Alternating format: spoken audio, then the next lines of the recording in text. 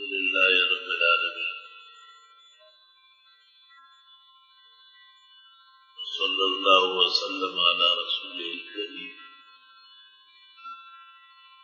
ونبيه الأمين وعلى آله وأصحابه أجمعين.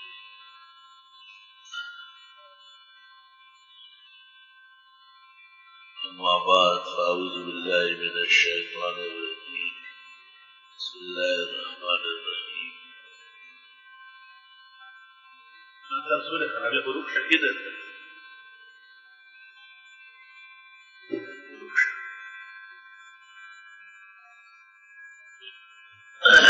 وقل رب زدني علما. الترمذي محمد الزوزيني ذكر وفاة عمره في عينه.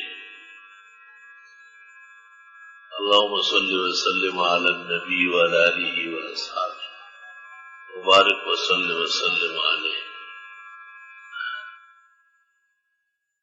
سب سے پہلے احادیث جمع کہاں ہوئی ہے؟ شورے کے ابن جریج نے مکہ میں جمع کی اور عبد الرحمن اوزاعی نے شام میں اور ربیع نے سبیح نے بصرہ میں اور مالک نے مدینہ منورہ اور ابو ثور نے کوفہ میں.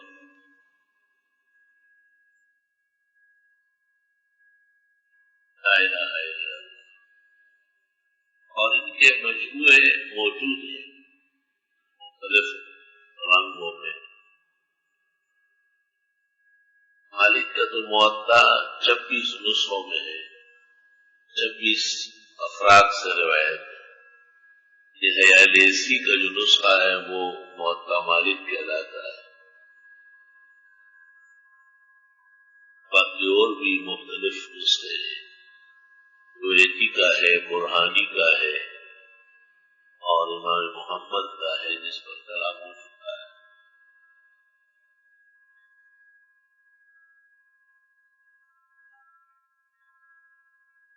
ربیع بن سبیح یہ بصرہ میں بڑے عالم تھے. اول من جمال احادیث حافظ نے بھی مقدمہ فتح الباری میں لکھا ہے. خطیب نے بھی اس کا ذکر کیا ہے ہر روایہ میں. یہ وہی ربیع بن سبیح ہے جو 157 میں سندھ آئے. اس وقت 2 شہر تھے بڑے، کراچی کو دیبل کہتے تھے اور اس کے ساتھ متصل ایک شہر تھا اربل. اس اربل کو آج کل گجو کہتے ہیں. اور شیخ مہدی عباسی کے دور میں آئے. مہدی عباسی کو شکایت ہوئی تھی کہ سندھ میں بہت ہی ظلم و زیادتی مسلمانوں کے ساتھ، اور سندھ اور ہند 2 بھائی تھے. نوح علیہ السلام کا جو پوتا تھا خوشنگ، جسے خوشرنگ بھی کہتے تھے، کنعان کا بیٹا. تو کنعان تو کفر کی وجہ سے غرق ہو گیا، لیکن سام، حام، یافس اور خوشنگ یا خوشرنگ رہ گیا. اس کے پھر 2 بیٹے تھے سندھ اور ہند. اس میں سے سندھ کے 60 بیٹے، ملتان ہے اور پشاور ہے اور کابل ہے اور زابل ہے اور غزنی ہے، اشغر، یہ سب سندھ کی اولاد ہے. اور آگے جو بچ گیا وہ سارا ہند ہے. نوادر الرسول میں ہے کہ آپ کی خدمت میں ایک شخص یا 2 آئے. آپ نے پوچھا من این انتما؟ انہوں نے کہا من السندھ. آپ نے پوچھا من السندھ او الہند؟ ہما اخوان من ابن نوح، نوح علیہ السلام کے پوتے کے بیٹے. تاریخ فرشتہ. اور گلزارستان فی تاریخ ہندوستان.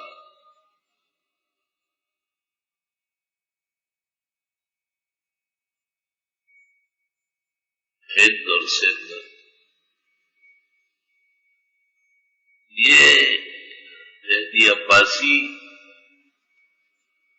اس کے دور میں مسلمانوں نے لشکر کشی کی سندھ پر، اور اس میں ربیع بن سبی بھی آئے اور اس کے ایک استاد بھی تشریف لائے. تاریخ میں اس کا ذکر ہے، قریب میں موجود نہیں ہے، لیکن ربیع بن سبی کا مقصورہ فیروز تغلق رحمت اللہ علیہ نے 848 میں بنایا ہے، اور وہ موجود ہے دلی میں، کبھی کبھی زیارت کرنے جاتے ہیں. وہاں عجیب قبرستان ہے، ہر قبر پر ایک گھوڑا اور تیر و کمان والا آدمی ہوتا تھا. ابھی 5-10 سال پہلے ہم جاتے تھے، تمام قبور پر گھوڑوں کی مورتی ہے. یہ علامت تھی کہ یہ مجاہد کی خبر.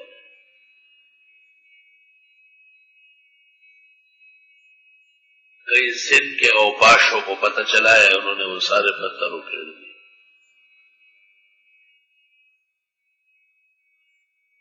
اور یہ امام محمد کے استاد ربیع بن سبی. امام محمد موطا میں کہتے ہیں حدثنا ربیع بن سبی.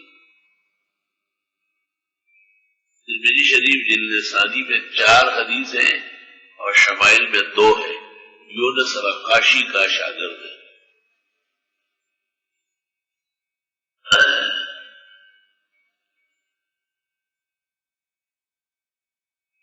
لیکن ان سے پہلے بھی لوگ آئے ہیں.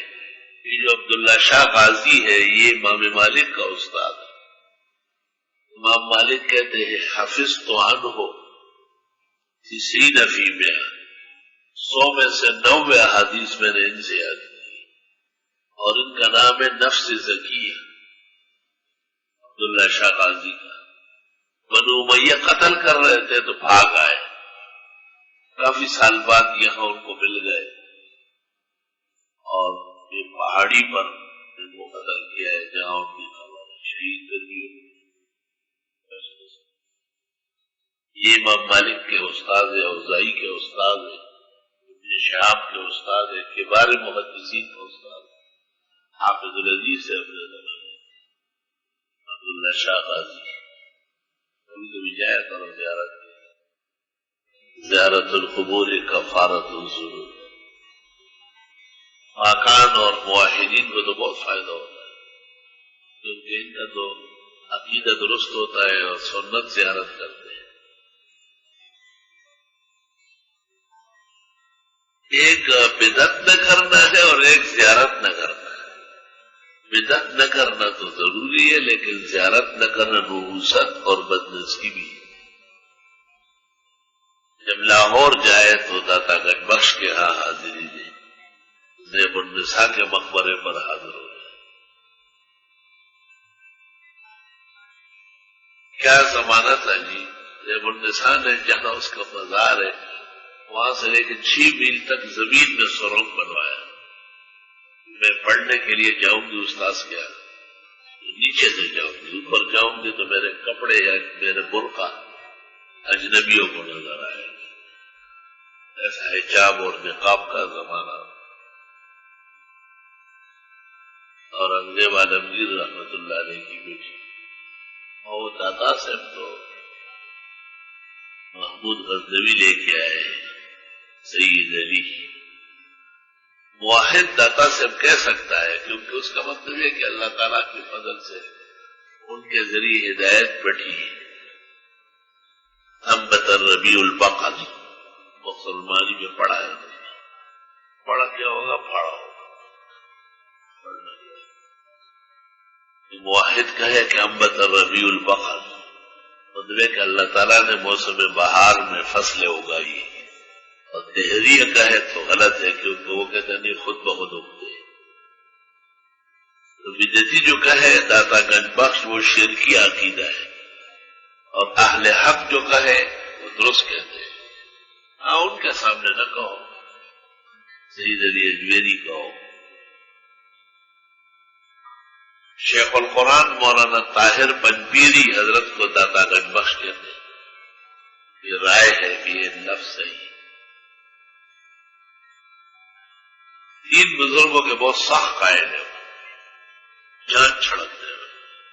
ایک داتا صاحب کے، دوسرے مجدد کے، تیسرے پیرانی پیر شیخ عبد القادر کے. یہ سب بعد میں. پیرانی پیر چھٹی ہجری میں 569 میں پیدا ہوئے اور 661 میں 90 سال کی عمر. گیلان میں پیدا ہوئے اور بغداد میں فوت ہوئے شیخ عبد القادر. کان عبقریا فی العلم وعظ فرقق درس فحقق افتى فدقق. ابو بکر عطابکی ان کے حالات میں لکھتے ہیں النجوم الظاہرہ فی تاریخ ملوک مصر والقاہرہ، جز 4 صفحہ 142. کبار علماء و حفاظ حدیث میں سے شیخ عبد القادر. شیخ عبد القادر کی اپنی 2 کتابیں ہیں، ایک التجلی اور دوسری کتاب ان کی ہے فوائد الشرع، 22 جلدوں میں. یزدانی نے اس کی شرح لکھی ہے اور فارسی دیوان بھی ہے اور عربی دیوان بھی ہے. کبار حفاظ و متقنین زمانہ میں سے. حضرت صاحب کی تفسیر آئی ہے، تفسیر جیلانی 6 جلدوں میں. اس کے شروع میں کہا ہے کہ عام لوگ میری تفسیر نہ پڑھا، صرف وہ لوگ پڑھے جو اسرار و حکم جانتے ہو، جو احوال قلب کی اصلاح کرنا چاہتے ہو. صاف منع کیا ہے.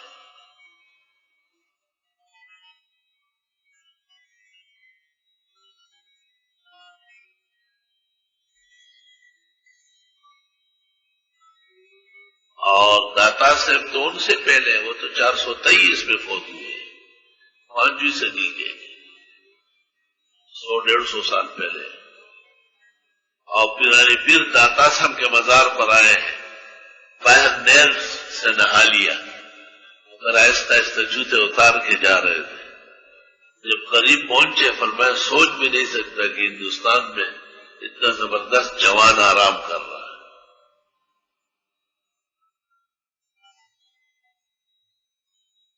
اور یہ داتا گنج بخش ان کو معین الدین چشتی نے کہا ہے.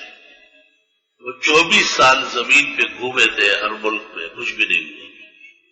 داتا صاحب کے یہاں تشریف لائے اور یہاں انہیں چلہ ولہ کاٹا تو اس کو سب کچھ مل گیا. وہ کمرہ بھی موجود ہے معین الدین چشتی نے جس میں عبادت کی. 3 سال رہے. جب جانے لگے تو کہا گنج بخش فیض عالم مظہری نور خدا نہ کہ سارا بین کامل کامل آرا رہنا.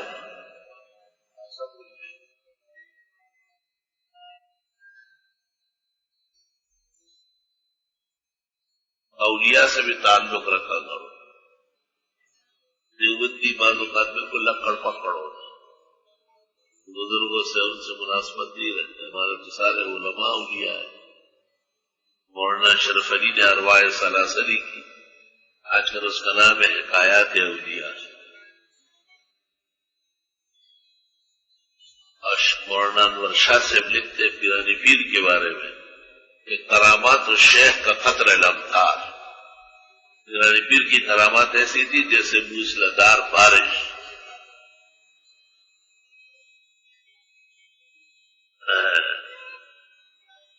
اور ابو نعیم اصفہانی کی کتاب ہے حلیت الاولیاء، 9 جلدوں. مولانا زربل صاحب اسیری مالٹا نے کہا تھا کہ میں نے اپنے پاس ایک قرآن شریف، بخاری شریف اور حلیت الاولیاء یہ چھوڑ دیا، باقی سب کتابیں علماء کو تقسیم کی. 108 سال عمر تھی. حضرت بنوری کو کہتے تھے محمد یوسف سن گئے یوسف لا الہ وہ تھے گل دادا نافع گل جو تھے ان کے چھوٹے بھائی عدنان کا خیل کے دادا، وہ مولانا زرگل سے 8 سال پڑے تھے، وہ ان کو گل دادا کہتے. تمام علماء میں گل دادا مشہور ہے.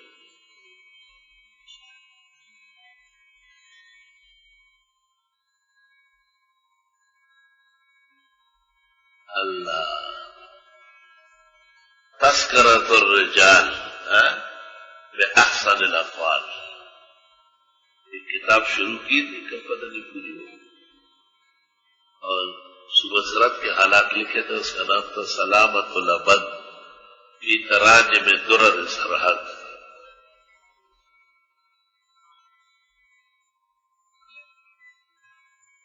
صبح کے آبدار آئینے، سلامت الابد فی تراجم درر سرحد. اللہ وکم حسرات فی بطون المقابر. یہ تدریس جو ہے نا، یہ آدمی کو بالکل ختم کر دیتا ہے. بڑا آسان کام نہیں ہے. بتاؤں مولانا تقی صاحب دیکھ کے آدھی کی نام ہوتا ہے، آدھی یا کون پڑھاتے ہیں، باقی اوروں کے حوالے. مولانا رفیع صاحب تو ماشاء اللہ ٹائم ہی نہیں ہے، طبیعت بھی صحیح نہیں ہے، سفر کرتے ہیں. یہ اس لیے کام کر رہے ہیں کہ یہ تدریس برائے نام ہے. اور جو بہت زیادہ تدریس کر رہے ہیں جیسے مولانا حسین احمد مدنی، ایک صفحہ بھی نہیں ہے. مولانا اشرف علی صاحب جب کانپور میں پڑھاتے تھے تو حاجی امداد اللہ صاحب سے کہا کہ پڑھانے سے طبیعت بہت پختہ تھی. سمجھ گئے آپ بات؟ فائدہ کچھ نہیں، وقت ضائع ہو رہا ہے. تو حاجی صاحب نے کہا صالحین کا عمل ہے ترک نہ کرنا. جب ترک ہو گیا تو حاجی صاحب نے کہا اب دوبارہ نہ کرنا، بس بیٹھ جاؤ. 1365 کتاب ہے، ورنہ مولانا حسین احمد کا علم بہت زیادہ ہے. حضرت مولانا انور شاہ سے بھی 4 گھنٹے بخاری پڑھاتے ہیں، 3-3.5 گھنٹے ترمذی پڑھاتے ہیں. مضبوط تو بھی ہے. حضرت بنڈوری بھی وہی مال وسلم کی 6 جلدیں مشکل سے ہو گئی بات. تو مدرس ہونا علیحدہ چیز ہے اور مصنف ہونا علیحدہ چیز. آپ کا یہ خیال ہے کہ بھائی زور تک آدمی پڑھا ہے اور زور کے بعد کچھ بھی نہیں کریں گے، اتنے ہمت ہار جائیں گے، اتنے کمزوری ہو جائے گی. کوئی آسان کام تھوڑی، گھنٹوں بیٹھے رہے. لیکن فضیلت اس کی زیادہ ہے. انبیاء علیہ السلام مدرس تھے. وَلَا تَخُطُّهُ بِيَمِينِكَ، ایک لفظ بھی نہیں لکھیں گے آپ.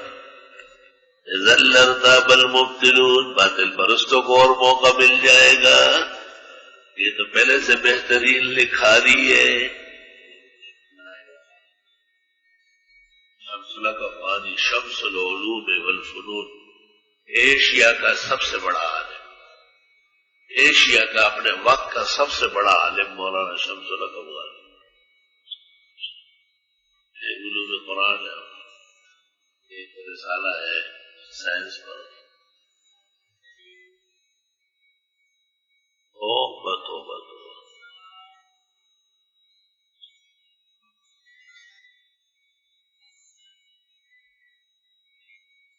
یہ جو ہمارے اکابر ہیں جنہوں نے بہت کتابیں لکھی، یہ حضرات بھی پڑھاتے نہیں تھے، کم پڑھا. جو پڑھاتے تھے انہوں نے پھر لکھا کچھ بھی نہیں تھے. امام ابو ظہر سے لے کے فجر سے لے کے ظہر تک امام سے پڑھاتے تھے. ظہر کی نماز کے بعد بس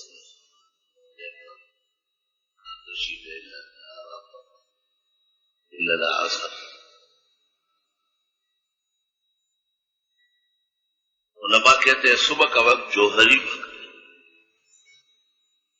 کئی لوگوں نے ایڑی چوٹی کا زور لگایا کہ آپ تفسیر شام کو پڑھا. میں نے کہا کیوں پڑھا ہوگا؟ تو گل جانا ہی دے چاہے آدھی کی اور لاکھ دراوالی شاباد گھڑی تے درا دی.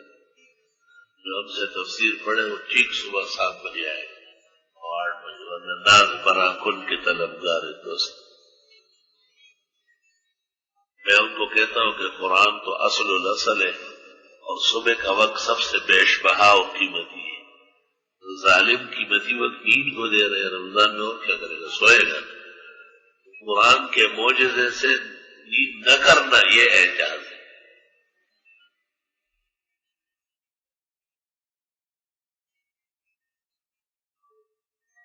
اور ہمارے زمانے میں جو درس تھا وہ اس طرح تھا، پہلا گھنٹہ ہمارا ہوتا ترمذی شریف کا، مولانا مفتی ولی احسان پڑھاتے، سبحان اللہ، اور پھر پہلے وقت کا آخری گھنٹہ بخاری شریف ہوتی، حضرت 10 مولانا سبنوری پڑھاتے، ہم سے پہلے مولانا نے دونوں پڑھائی ہوئی کافی زمانے تک، جب معرفت سنن ان کی چھپ گئی اور بڑھ گئی اور عام ہو گئی، تو مولانا مفتی ولی احسان سے کہا سباب معرفت سنن دیکھ کے اس کی روشنی میں پڑھایا،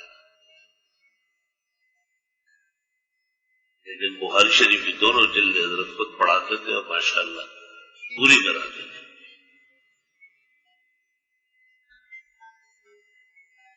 بزرگوں کے بیٹھنے میں بھی کمال تھا۔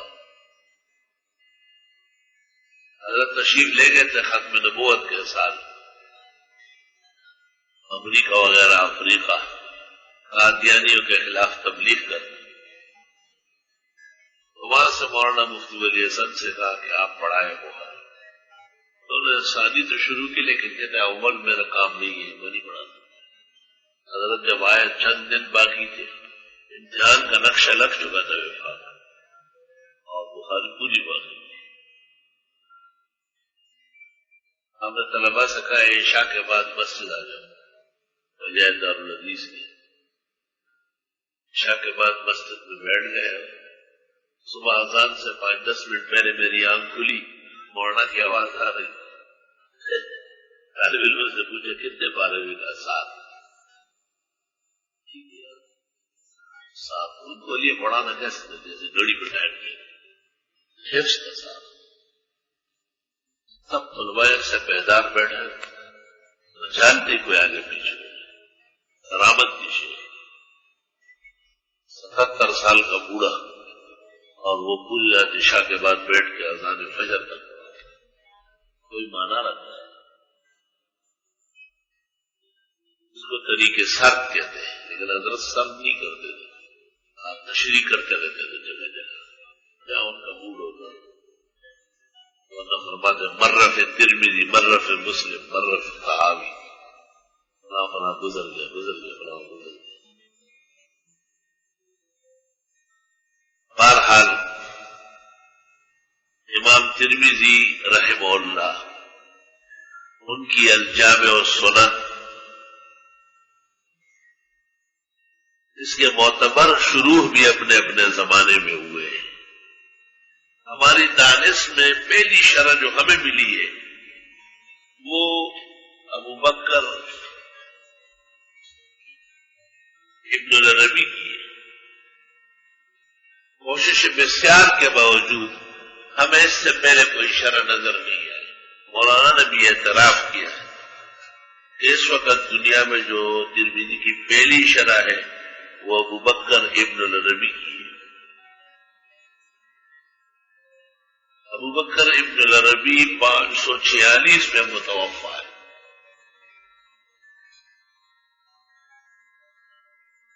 ترمذی سے 300 سال ہے،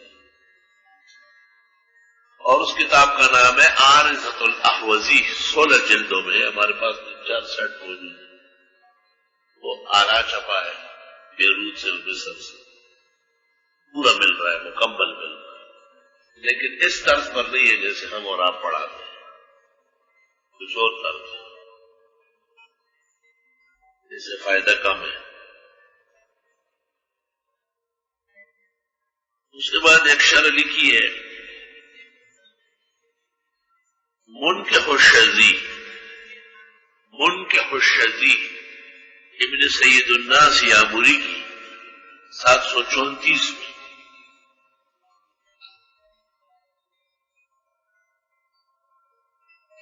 ابن رجب حنبلی نے ایک شرح لکھی 795 میں۔ ابن ملقن نے ایک شرح لکھی 804 میں۔ ابن ارسلان بلقینی نے ایک شرح لکھی ہے 805 میں، فوت ہے۔ ابن ارسلان بلقینی، حافظ حسین عراقی ابن حجر و عینی کا استاد ہے، حافظ حسین عبد الرحیم ابن حسین عراقی،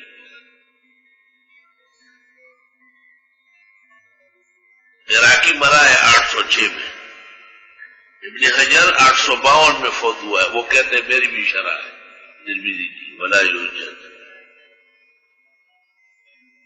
سیوطی 911 میں فوت ہوا ہے، اس کی شرح کا نام ہے قوت المختزی. قوت نہیں پڑھو، قوت پڑھو. قوت القلوب ابو طالب مکی. قوت خوراک. اور طاہر پٹنی کی ایک شرح ہے ترمذی کی. طاہر پٹنی 986 میں فوت ہوا ہے، سیوطی 911 میں. ابن نقیب نے 20 جلدوں میں شرح لکھی تھی لیکن فتنہ کے اندر ضائع ہو گئی.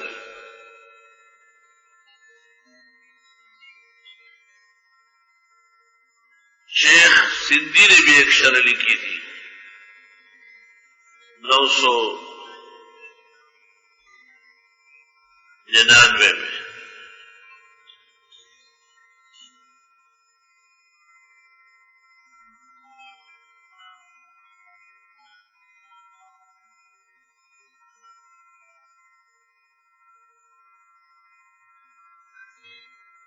ہمارے ہندوستان کے اکابر میں سے مولانا رشید احمد گنگوئی کی شرح مشہور ہے الکوکب الدری کے نام سے. مولانا گنگوئی کا انتقال ہوا ہے 1323 میں ہجری.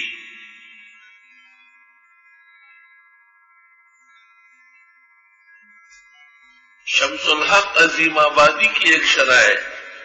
شمس الحق عظیم آبادی مشہور غیر مقلد ہے 1329 میں. شیخ الہند محمود الحسن کی شرح ہے الورد الشذی فی شرح ترمذی.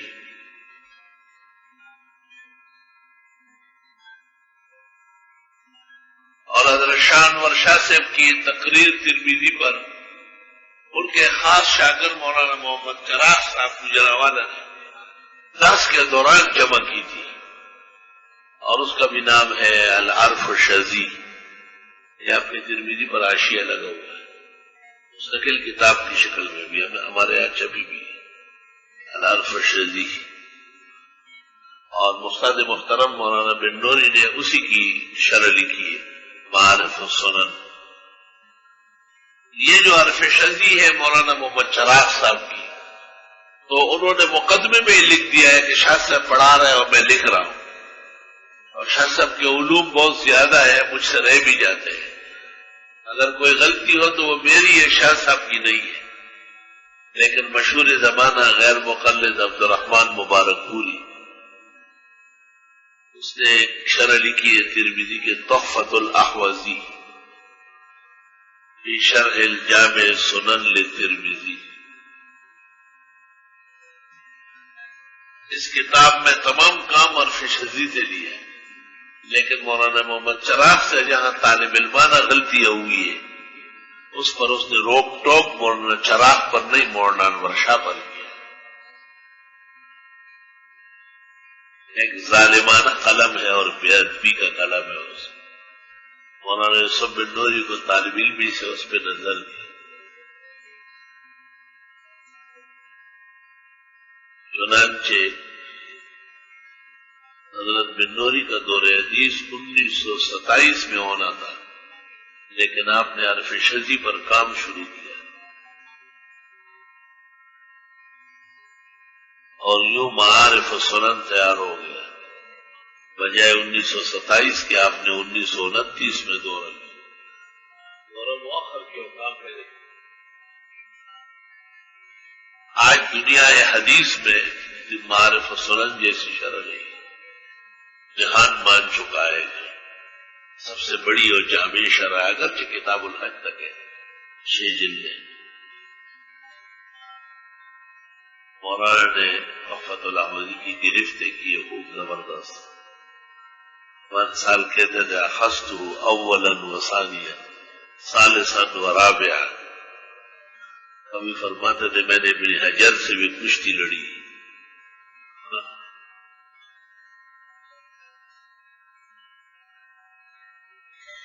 اور فرمایا کہ میری کتاب کے حوالے میرے استاد مولانا شبیر احمد عثمانی نے فتح الملہم میں دیے.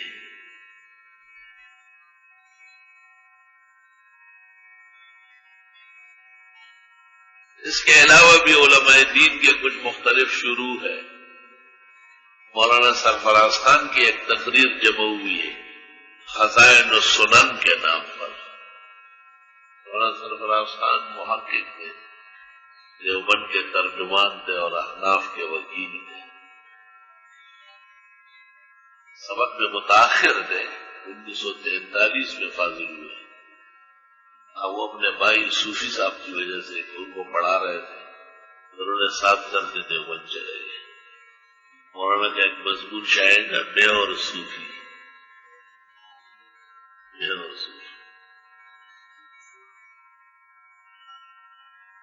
حضرت سے بڑا گہرا تعلق رہا ہے. وفات تک میں ہر مہینے میں 2 دفعہ جاتا تھا گجرانوالہ خدمت میں. علماء کرام کے اکرام میں مولانا جمیل خان ہم سے بہت آگے تھا. ان کا کوئی ثانی اس صدی میں نہیں. باقی ان کے بعد مجھے زیادہ موقع ملا ہے بزرگوں کی ملاقات، استفادہ اور خدمت کرتے. جمیل خان تو ان کو عمرے کراتے تھے، حج کرواتے تھے، بہت زیادہ آگے تھے. جمیل واقعی جمیل. اور میں نے ایک مضمون لکھا ہے، اس کا نام ہے جمیل الشیعہ. اس مضمون پر اپنے عزیزم ہمایوں مغل نے لکھا ہے کہ میری موجودگی میں شیخ نے بڑی دنیا پر لکھا ہے، لیکن جمیل خان پر جس طرح آنسو کی بارش میں لکھا ہے میں دنگ رہ گیا ہوں کہ چند سطر کے بعد شیخ زار و خطاب ہوا. میرے سامنے تھی پوری زندگی. جمیل نے دورہ میرے سامنے کیا ہے. جمیل خان یحییٰ مدنی قاری مفتاح اللہ یہ 1974 میں دورہ کر چکے ہیں، اس سے 3-4 سال پہلے. اور ہمارا تو آخری سال تھا مولانا کا 77، اسی سال فوت ہو گئے. طالب علمی کا زمانے سے میں ان کو دیکھتا تھا.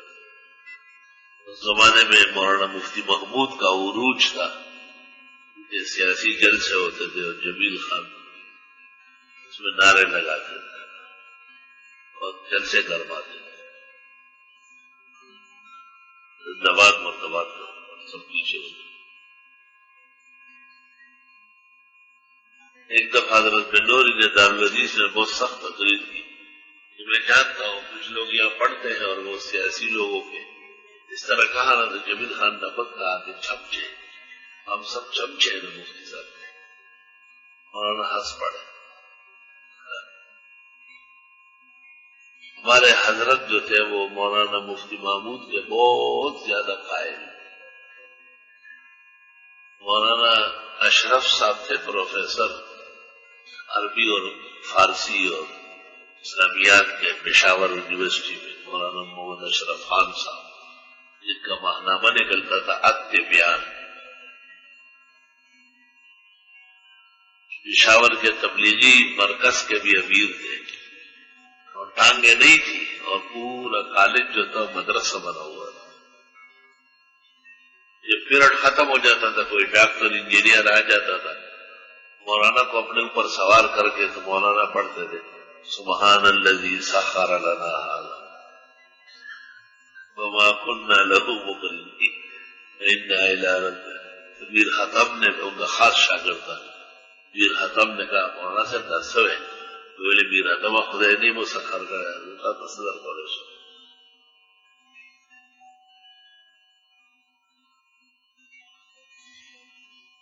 ڈاکٹر فدا حسین تھے پشاور میں، تو اس نے تبلیغی مرکز میں تقریر کی شب جمعہ میں. اس نے کہا آپ نے یہ سنا ہے کہ فلاں بزرگ شیر کی سواری کرتے تھے، فلاں ہاتھی کی کرتے تھے. ہمارے مولانا اشرف کو دیکھو ڈاکٹر اور انجینئروں کی سواری کرتے. یہ مولانا اشرف صاحب جو تھے یہ حضرت بن نوری کے بہت سربکف شاگرد تھے اور ذہنن لیگی تھے، پکے لیگی. تو ایک دن حضرت بنوری سے بنوری ٹاؤن میں پوچھا کہ حضرت آپ کی زندگی کے غم کا دن کون سا تھا؟ کہا جس دن امام الاسر مولانا انور شاہ کا انتقال ہوا. تو مولانا اشرف صاحب نے پوچھا کہ آئندہ بھی کوئی ایسا دن آ سکتا ہے؟ فرمایا ہاں، جب مفتی محمود فوت ہوگا، وہ امت مسلمہ کے نقصان کا سب سے بڑا دن. ایسا عالم قیامت تک نہیں آ سکتا. جامعہ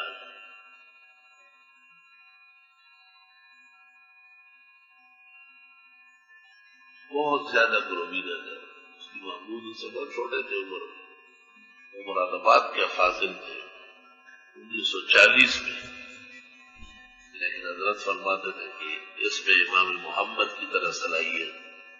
امام مفتی محمود کو کہتے تھے شیبانی وقت کے امام محمد. لا الہ الا اللہ. جب حضرت مفتی صاحب بنوری ٹاؤن تشریف لاتے تھے تو ہمارے حضرت بالکل جوان ہو جاتے تھے. ویسے وہ بوڑھے اور کمزور اور کونے میں نماز پڑھتے تھے اور 2-3 طلباء کے پیچھے ہوتے تھے. لیکن اس دن پھر حضرت مصلی کے پاس آتے اور امام صاحب کو روک دیتے ہوئے مفتی محمود آئے ہیں، وہ نماز پڑھا ہے، بیٹھ جائے. رشید الحسن سے اپنے سب پہ بٹھا رہتے.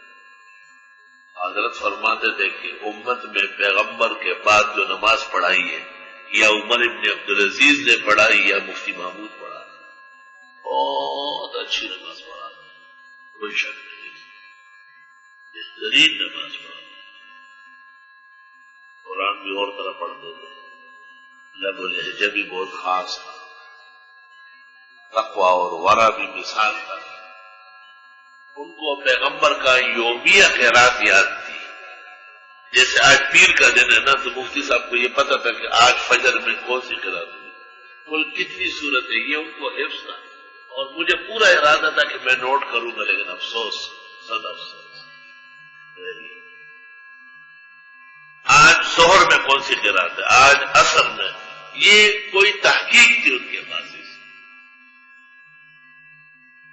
کل منگل ہے تو فجر میں کون سی صورت ہے، آپ فجر میں ان کو آگے کریں، وہی صورتیں پڑھیں گے، یہ ثابت ہو جائے گی. حضرت یوم الثلاثاء کو فجر میں یہ صورتیں پڑھی. اللہ. ہمارا ایک ساتھی ہے مولانا قاری شبیر احمد صاحب ازاروی، یہ بھینس کالونی میں رہتے تھے، پتہ نہیں کہاں چلے گئے. انہوں نے شیخ الاسلام مولانا حسین احمد مدنی پر ڈاکٹریٹ کیے 3 جلدوں میں. سنا ہے کہ انہوں نے بھی کچھ لکھا ہے. مولانا حسین احمد مدنی بھی اس کی پابندی کرتے.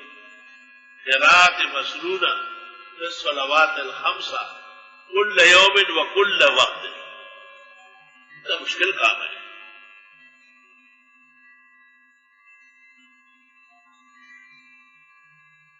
اللہ.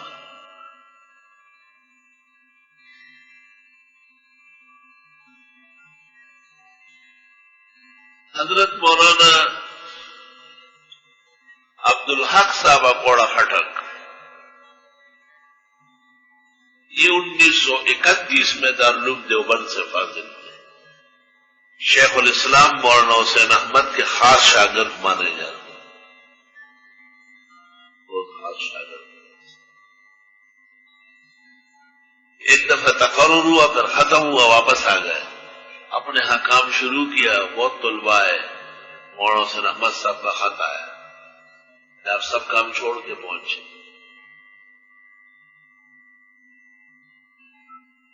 تو ان کے والد منع کرتے تھے کہ بس رہنے دو، ہندوستان نہیں چاہیے. میرے استاد کا خط آیا ہے، عاقبت خراب ہونے کا اندیشہ ہے. مولانا مدنی کسی کو لکھے اور وہ نہ مانے، ایسا نہیں ہو سکتا.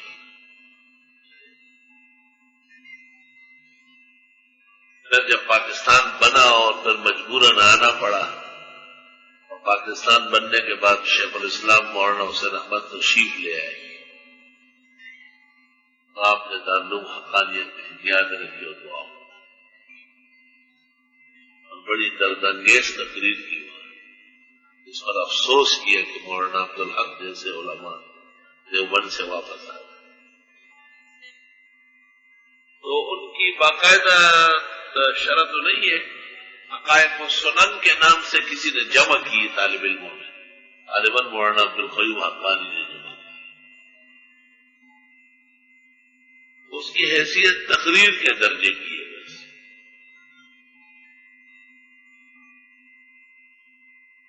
مولانا محمد موسیٰ خان صاحب تھے لاہور میں، اصلاً تو مفتی محمود کے شاگرد تھے بہت خاص، اور قاسم العلوم میں رہے تھے، لیکن بعد میں وہ جامعہ اشرفیہ لاہور منتقل ہو گئے اور وہاں ترمذی کے مشہور استاد تھے. میں بھی حضرت کے درس میں ایک دفعہ بیٹھا ہوں، میں نے درس سنی نکاح و محمود اب صارف یہ جگہ تھی. اس دن اس ادارے میں جنرل ضیاء الحق آیا تھا. مولانا نہ اٹھے اور نہ طلبہ اٹھے، تو وہ تو باہر دیکھتے ادھر دیکھتے، جنرل صاحب آئے گھومے اور سامنے آئے. مولانا درس دے رہے تھے تو حدیث کی جماعت برقرار بیٹھے، درس ختم. وہاں کا مولانا عبدالرحمان اشرفی تھے، وہ بڑا رنگیلا تھا اور حکومت کا اور افسران کا بڑا دوست تھا. اچھا ہے، وہ غرائب تھا، کائنات کا ایک عجوبہ تھا.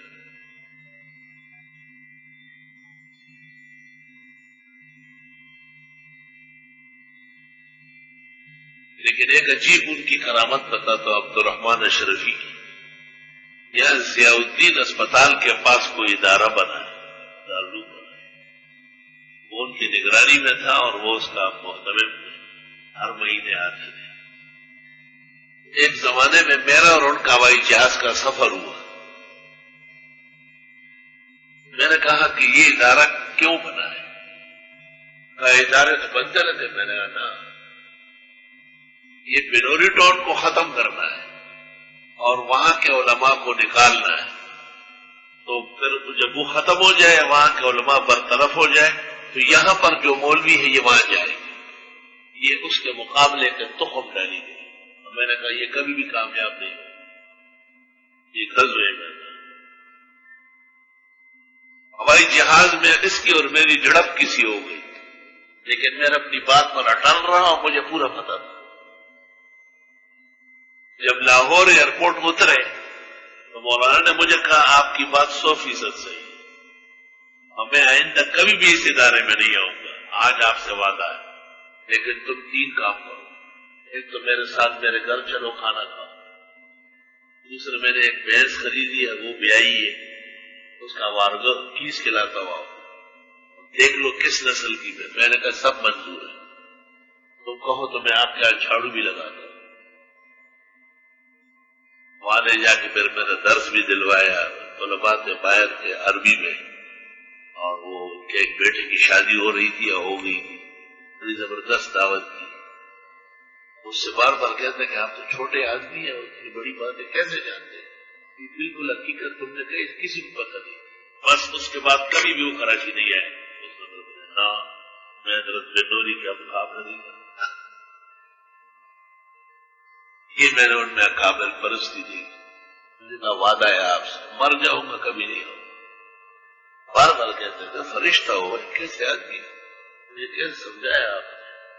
میں نے کہا حضرت مجھے اس کی ساری تھیوری کا پتہ ہے، بنیاد جانتا ہوں. اس میں جو لوگ جمع ہے یہ سب بنوری ٹاؤن کو ختم کر دو. میں نے کہا وہ نہیں ختم ہوگا، وہ قیامت تک رہے گا، یہ ختم ہو جائے گا. جو جلاتا ہے خود اس کو بھی جلنا ہے ضرور، اور شمع جل جاتی ہے پروانے کے جل جانے کے بعد. بنوری ٹاؤن کا میں نے پڑھا کہ اصلها ثابت وفروها فی السماء، کی جڑیں آسمانوں میں ہیں، انشاءاللہ کہیں نہیں جائے گا. سارا جہان اس کو ختم کر لیں گے، کیونکہ وہ ایشیا کا اس وقت اول نمبر ادارہ ہے جو پورا احقاق کے حق کرتا ہے. تو یہ لوگ برداشت نہ کرتے، مغربی لوگ. یہ مولانا عبدالرحمان صاحب اشرفی بعد میں تحفظ حدود اللہ کانفرنس میں اشرفیہ گیا، وہاں میں نے تقریر کی. السلام علیکم، ماشاء اللہ. بڑی ارمان تھی کہ حضرت مولانا مفتی زرولی کو دیکھو، آج دیکھ لیا. یہ میں نے کہا دیوانے ہو گئے، یاد نہیں ہے زبیر کی شاید؟ اچھا میں نے ملاقات ہوئی ہے، آپ کے گھر مہمان ہوا ہوں، بقائیے مدرسے سے. ہاں اچھا، حضرت ہاتھ قریب کرو. میں نے کہا نہیں یہ کام نہیں کرنا، بھول گئے. بہت زمانہ ہو گیا تھا، بیچ میں 24 سال گزر گئے اور پھر بوڑھے بھی ہو گئے تھے. مولانا عبد الرحمان اشرفی اور ان کے بڑے بھائی مولانا عبید اللہ وہ حیات ہیں الحمدللہ. یہ مولانا مفتی محمد حسن صاحب امرتسری کے بیٹے، یہ امرتسر کے نہیں تھے، امرتسر میں وہ رہے، یہ پختون ہزارے کے ابھی بھول ہو گئے. لا الہ الا اللہ. تو مولانا محمد موسیٰ خان صاحب انہوں نے ایک کتاب ترمذی کی شرح لکھی ہے ریاض السنن کے نام سے. وہ بہت اچھی شرح ہے اور معرف السنن کے بعد شاید دنیا کی لا نظیر شرح ہے، لیکن افسوس کی جلد اول نہیں ہے، جلد ثانی ہے. غالباً مولانا کے پاس اس زمانے میں ترمذی ثانی تھی، اس لیے میں نے پوچھا کہ جلد اول کا لکھی نہیں. استغفر اللہ. مولانا تقی مدظلو کی بھی کئی تقریریں ترمذی پر آئی ہے. مصروفیات کی وجہ سے شاید موقع کم ملتا ہے، غیر معمولی اغلاط ہے اس میں.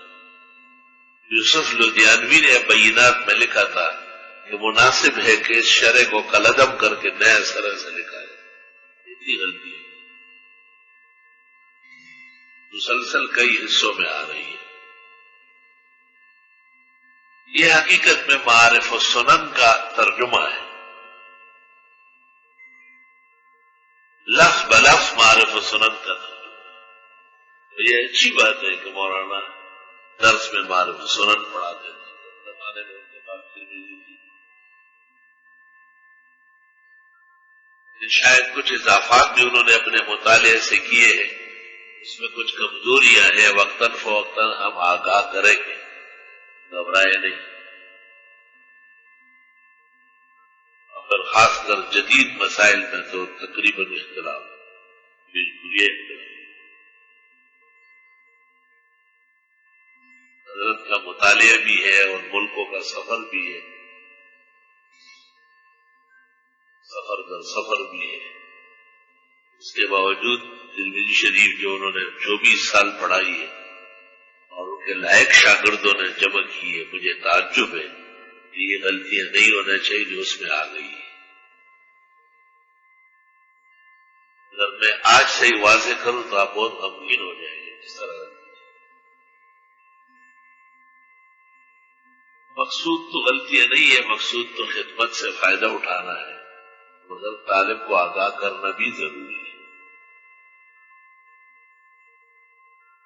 اور بھی لوگوں کی مختلف شروع ہے. مولانا مدنی کی بھی 2-3 تقریریں مختلف شائع ہے. مولانا عبد الرحمان کے بلپوری کی بھی معارف ترمذی کے نام سے 2 جلدوں میں تقریر شائع ہے. شیخ الاسلام شیخ العرب والعجم صدر مدرسین دارالعلوم دیوبند حضرت اقدس حضرت مولانا حسین احمد صاحب مدنی اعلی اللہ مقامہ، ان کی باللفظ ترجمہ تشریح میرے پاس موجود ترمذی پر بلفظ ہی. مولانا عبدالحق کوڑا خٹک اور مولانا عبدالحنان صاحب نے جمع کیے. چاہتا ہوں کہ اس کی کاپی آپ کو دے دوں. سمجھ ہے صاف ستھرا کتابت، ہماری نااہلیت ہے نہ چھپوانا.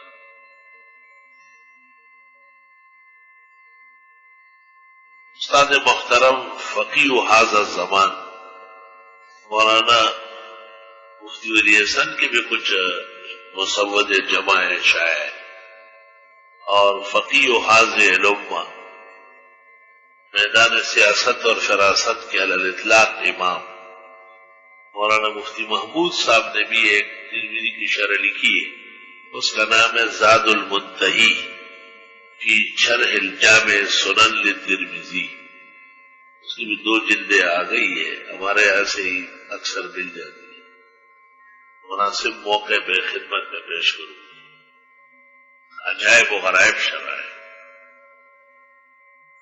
اس کی ایک کرامت بتاتا ہوں۔ ایک دفعہ میں اور 2-3 علماء بیٹھے تھے اور ہم نے کہا اس کی کیا ضرورت ہے، یہ سب چیزیں معارف السنن میں۔ معارف السنن میں ایک عبارت میں اغلاق تھا، میں نے ان علماء کو پیش کیا تو ان سے بھی حل نہیں ہوا۔ زاد المنتہی اٹھائی تو مفتی صاحب وہی سے شروع ہوئے، میں نے کہا بیان کرا، اس اغلاق کو مفتی صاحب نے حل کیا۔ انہوں نے 1-2 دفعہ کہا تھا کہ میں نے اختصار سے کام لیا ہے تاکہ طالب سبق کے ساتھ یاد کرے، اور جن شروع پر میری نظر تھی اور ان میں اغلاقات تھے، معدلات تھے، ان کو آسان کرنے کی میں نے کوشش کی۔ بہت وسیع اطلاع عالم تھے اور بہت پختہ مضبوط علم تھا ان کا۔ اللہ ایسے ہی احسن الاحوزی بھی جمع ہے اور احسن الترمذی بھی جمع ہے، لیکن جب سامنے آئے تب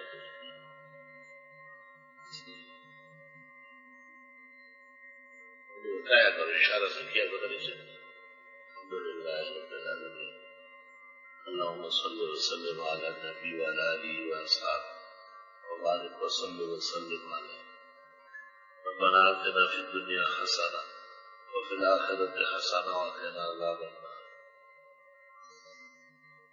اللہ تعالیٰ ہر جگہ حفظ و امان نصیب فرمائے، بیماروں کو صحت شفا دے، طلبہ عزیز اور اساتذہ اور آنے جانے والوں کے راستے معمول اور محفوظ فرمائے، اور علوم کا دورانیہ اللہ جاری ساری رکھے، تمام موانع اور رکاوٹیں اپنے فضل و احسان سے دور فرمائے۔ احسن العلوم، احسن المدارس، احسن المقاصد، احسن الدراسات، جامع مسجد امام ابو یوسف، الاحسن اسلامی فاؤنڈیشن اور جامع مسجد عثمان و مسجد طاہر کوئٹہ ٹاؤن نوری آباد، جہاں پر محمود الملت والدین حضرت اقدس مولانا مفتی محمود کی یاد میں کئی ایکڑوں میں مسجد اور ادارہ بننے والا ہے۔ دعا فرمائے اللہ آسان فرمائے، آسمان و زمین کے خزائن متوجہ فرمائے، صالحین متقدسین اور ان کے توجہات صالحہ اللہ تعالیٰ کا علامت بنائے، ہمیں دیانت، امانت، صداقت، عفت، اپنے اکابر کے اتباع میں کمال اخلاص نصیب فرمائے۔ صلی اللہ